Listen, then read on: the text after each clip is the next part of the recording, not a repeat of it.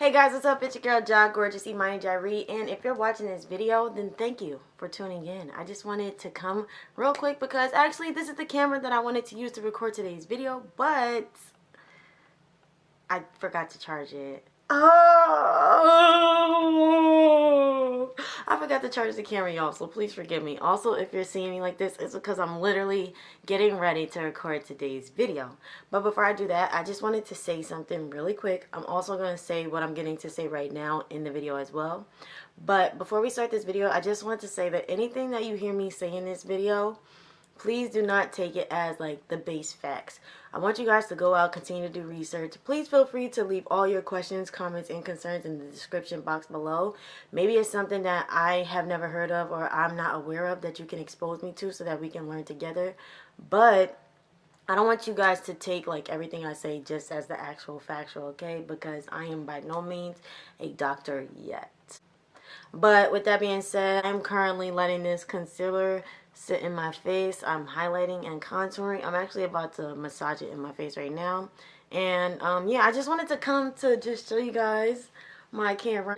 I actually used this camera to record part of my birthday vlog. If you haven't seen that video, go check that out. I will be doing a video about this camera soon just to introduce you all to it. So yeah, I just wanted to, you know, start getting used to her.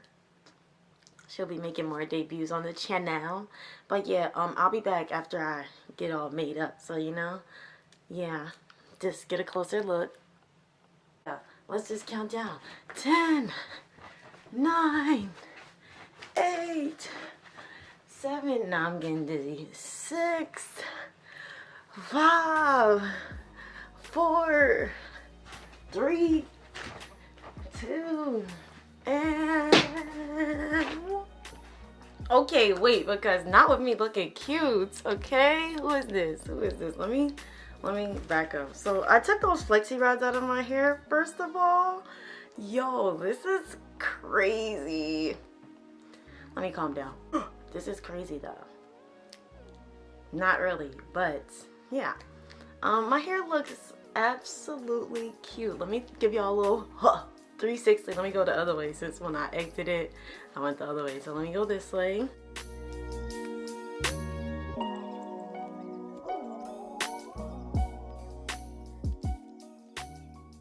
I'm actually glad that I took this out now because they would have been kind of like, actually I don't know, I kind of like this, but I feel like I'm glad that I took them out now so that they won't be too tight. Now this is killing me, so I don't know, I'm gonna have to maneuver that, but for the purpose of this video, please ignore that. But overall, I really like my hair. I'm gonna stop touching it before it falls out of my head. Okay, so getting right into today's video. If you've read by the title of this video, then you know that what I'm gonna say is probably like gonna be something really wild. But the sad part of what I'm gonna say is, as crazy as this is for me to have to experience, and I'm smiling, but this is really not a laughing or joking matter by any means, trust me. But as interesting as I have had with my experience, I'm not unique in the things that I've experienced or just even the fact that I'm experiencing what I'm going through. So I'm gonna get into that. If you haven't, before you even watch this video, please go to the video that I just previously posted to get you guys caught up, you know, with everything that's going on, so you know when I'm posting these next few videos, you're not confused about what it is, what's going on, okay? So please go watch that last video that I posted just so you could get a little refresher about what I'm getting ready to talk about. But for those of you who already are caught up and just already are ready to like finally figure out what it is that I'm talking about, today I'm gonna be becoming very vulnerable with this situation. But today I'm going to be talking about my experience with fibroids. And if you don't know what that is, I'm going to address all of that in this video as best as I can. But like I already previously stated, I am not by any means a physician, a doctor, or anything like that. I'm just going off my own personal research, my own personal experience, and also the extra research that I've done outside of this. So if you see me looking down or if you see me like looking away, it's because I'm looking at my notes just to make sure that the things that I'm stating that are supposed to be factual or that are supposed to be, you know, like statistical, that they're accurate. Because I don't want nobody out here, you know, Just going off of what I say, because some of you are like that. You guys are lazy. Okay. But anyway, so you guys, I'm going to get straight into it. So the first thing I'm going to talk about is what are fibroids, what are the symptoms, and just things to kind of look out for, to be aware of, to, you know, if you feel like you may be having fibroids or having symptoms of fibroids. So to begin, fibroids are non-cancerous growths that develop in women, specifically during the years of when puberty onsets, or just through that season of the beginning of puberty, during the time of when you're able to have children up until you can't have children anymore. And usually for women, that's between the ages of, like, I would say puberty as far as a mature menstrual cycle, so like late teens, I would say, early 20s up until your 50s. That's the time that you should be, like, not having a sense of awareness or caution, but just looking out for things that you might feel, that I will address in this video, that you may think might be symptoms that you experience. So that's the first thing. And one thing I do want to say is they're not cancerous, but they do have some complications that I'll talk about later in this video that you also might want to be aware of, just because, you know, that does also have an effect on your body as well in the long run. So that's just the basic, you know, what are fibroids? That's the gist. Now, some symptoms. Most of the symptoms for fibroids, they generally affect your menstrual cycle. As women, you know, we already have a whole bunch of stuff that we be dealing with. Thanks, Eve.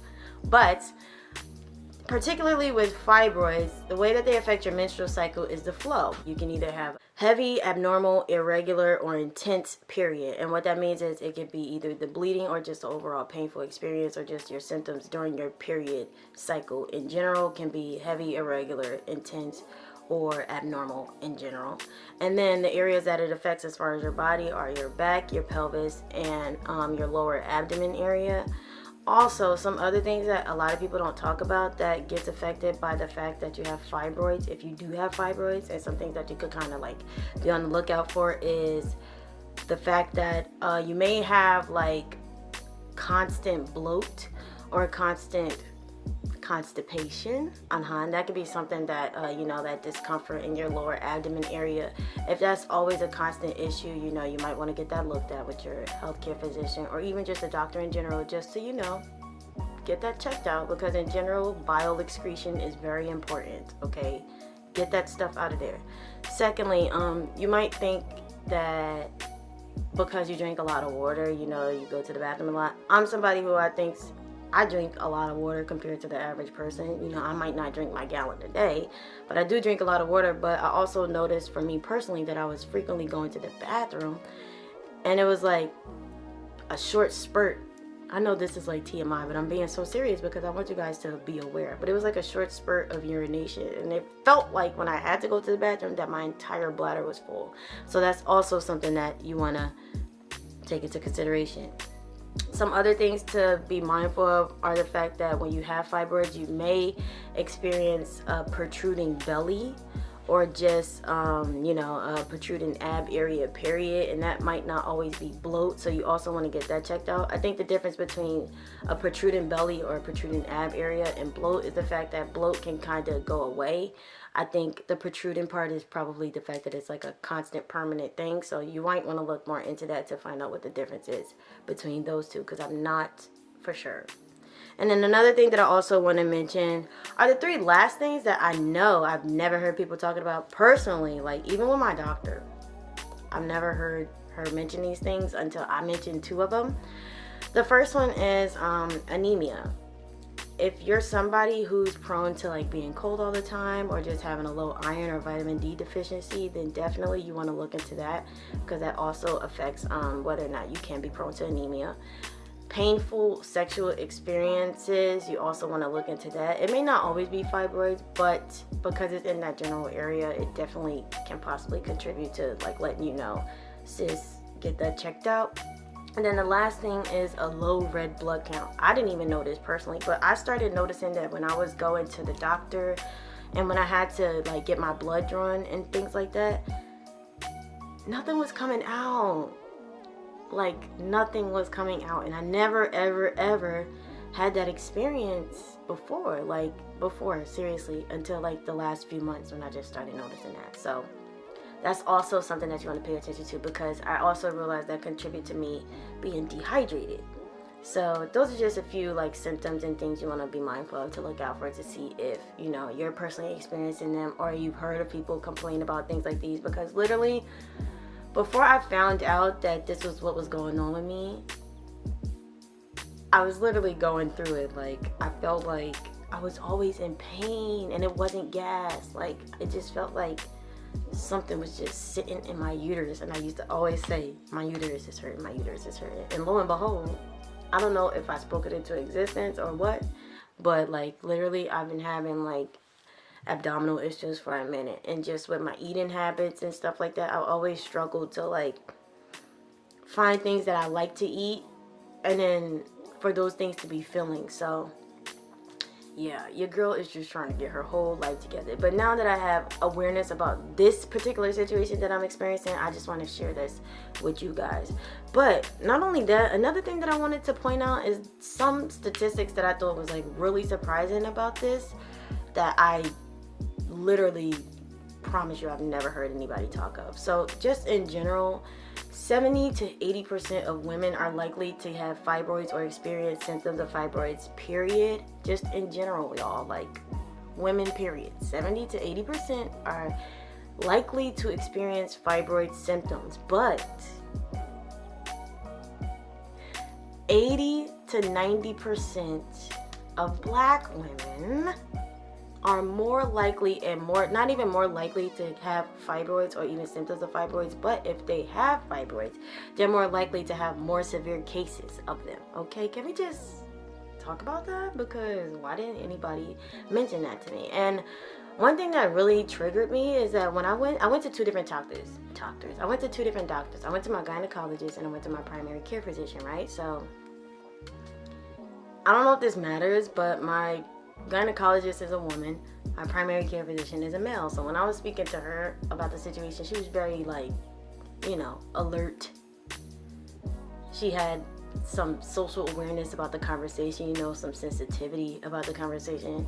My primary care physician was just like, yeah, fibroids, he was like, yeah, what about it? Like, this is the situation, that's normal. And I'm just like, no, because I've been complaining to you about my stomach, sir. Why did you never mention that could have been a possibility, beloved? Like, so please take what I'm saying very seriously. And if you, I'm not saying like obsess over the idea of having fibroids, because it's not a fun situation. It's not a fun experience by any means. Like, I don't even wish this on my worst enemy, to be honest. But if you do feel like you have some concern about what's going on with your body, you know your body better than anybody else. And even my doctors have said this to me, like, you know what you feel, you know what you experience. You live with that house every single day. Your body is your temple, so you know when something is off. And if you don't even know the words to put it in, or you don't know like the accuracy of how to describe what you're feeling, just be as descriptive as possible, because it's better to just say everything that's going on with you and just get it out there, rather than just walk out here living in misery, because that is not fun. That's not cute. I'm serious. Please do not do that, because even if you don't want to follow whatever the doctor, you know, eventually tells you what to do, at least you'll have some type of awareness from a professional opinion about what's going on with you, and whether or not, you know, it's something that really needs to be taken into consideration. So please do what you have to do to get access to that information for you to get clarity. And even if it's not just fibroids, just anything, please just seek help if you need it. So one thing I wanted to say, as far as like the comment that I made about Black women being 80% to 90% more likely, well, not more likely, but versus the 70 to 80% for women overall, I want to just mention some reasons why we are more prone to fibroids that I personally found. And again, I'll be leaving all the information or the sources that I got this information from in the description box, so that you can also go to these websites to see. But again, do your own personal research, because, you know, anybody could put anything on the internet. But some things that they said were contributions to why women of color are more likely to be prone to having fibroids are because, one, in our population we have higher obesity rates, unfortunately. Also, as I mentioned before, we have higher vitamin D deficiency, so please also look into that. And also iron. I didn't write that on my list, but definitely iron. That's what makes us more prone to being anemic, because we're higher in iron deficiency. So look into that as well. Also, the last thing that I thought was really important that they mentioned, and this is not something that I personally experienced, because if you know or if you don't know, then I used to have locks for a long time, so I didn't really start like playing around with my hair until I got older, but it still wasn't like massive, like it really wasn't that serious. But the thing that stood out to me, which was something that contributed to why African American women are more prone to fibroids, is they were saying like the chemicals in what we use in our hair, like in our hair care products, and specifically in relaxers. Now, personally, I've never had a relaxer, but also, you know, like genetically fibroids can be passed down, and my mom actually had them. But I really thought that was interesting because, yeah, like our hair is our crown. We really are like known in the Black community for hair, skin, nails. Like that's us. So I just thought that was crazy, because for the frequency of how often people manipulate their hair texture and things like that, I wonder like how many people really know that can contribute, you know, like paying attention to those chemical products can contribute to your health. Like I think that in the hair awareness, like the natural hair care awareness movement that's been happening in the last couple of years, we've been talking about what type of products are good for us and what are good for our hair and what we wanted to do depending on like the texture for our hair. But I don't think, personally, maybe I've just been under the loop, but I don't think we've done enough research on the chemicals that are in these hair care products and how that contributes to our hair growth and our overall health. So that's definitely something that we need to pay attention to. So that's all the background information that I wanted to just provide to you guys, you know, like the scientific parts or whatever. And I kind of shared like parts of my experience in here so far, but I just wanted to kind of like go a little bit more into detail to like just say personally what I experienced and how I knew that I was experiencing something that was off, you know, like I needed to go get it checked out, and like just things like that, and just overall, and also what is my life going to be looking like moving forward. That's how I'm going to wrap up the video. So to begin, I think about like, as far as I can remember, I'll say in the last 6 months, just to be courteous, but I'm going to give it a year, but I'll say like in the last 6 months, I was really struggling as far as like my cramps for my menstrual cycles. They were getting really intense, and before I never used to have period cramps. Like I just used to have my cycle, it would last probably like 3 to 4 days, and I just go about my business. But I noticed that my cycle was getting worse as far as like the cramps, and it was lasting longer, and the bleeding was like, I used to flow light, but then it started getting consistently heavy throughout the last couple of months. So I was just like, okay. And then I also noticed that like just where the pain was, I just felt like it was a concerning area to me. Like it was, I'm saying it was, like I don't still have them, but I currently do still have fibroids. Let me just clear that up. But where the pain is when it comes is like literally, I feel like it's in my uterus, like in the lower pelvis area on my left side. So that's, I was like, nah, we just got to get this checked out. I actually got I think it was an x-ray done, I think a couple of years ago, because like I was saying before, I've always had like abdominal issues. I don't know, I think it's like a mental thing, but because of past reasons that shall not be discussed in this video, I have had an unhealthy I've had an unhealthy relationship with food for a long time, and I'm trying to improve on that. So I got that x-ray done because I was like, I can't eat the way that I want to eat, so I just need to know what's going on. Of course they didn't find anything. So recently I got a ultrasound done. Now, yo, when I got this ultrasound done, I was so flabbergasted because I never had anything done like that before. And then on the thing, I'm like, I can see something is there. And in my head, I'm like, Lord, I know that I am not with child. So I was just like, Imani, calm down, Imani, calm down. Then, you know, the lady who did the ultrasound, she was just like, yeah, we'll give you your results in like the next couple of days or so. Just be posting. She said like my doctor's gonna follow up with me. But I'm like, I know what I just saw. We're not just gonna act like I didn't see anything. But I didn't bring it up because I'm like, I don't know what it is, but I just knew it wasn't right.